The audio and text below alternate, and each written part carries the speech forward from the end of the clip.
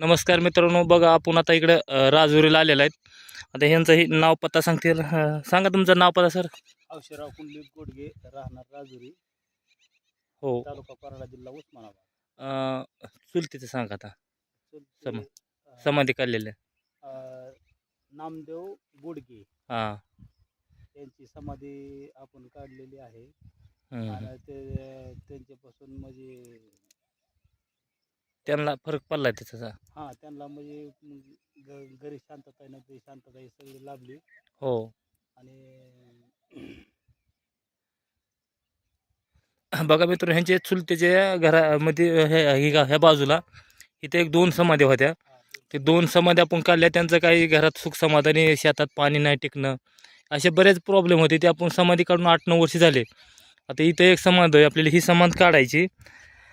समाध काढायची म्हणजे मित्रांनो काय होतं, ह्याचे ते मेन कारण. आता बघा, ही समाध पडझड झालेली आहे, दगड पडलेत. तर ही समाधीचा एक खडा पण हल्ला नाही पाहिजे. पहिले एक पत्ते.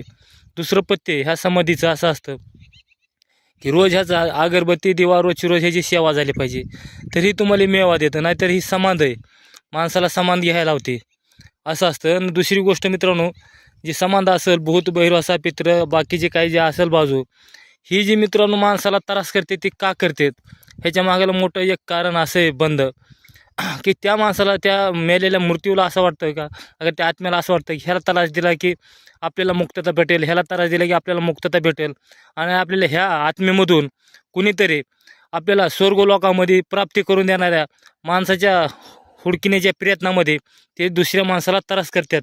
ते काही जाणून बुजून त्रास करत नाहीत, अगर काही नाही. त्यांना फक्त भूताच्या येवणीमधून पित्र येवणीमध्ये जायचं असतं.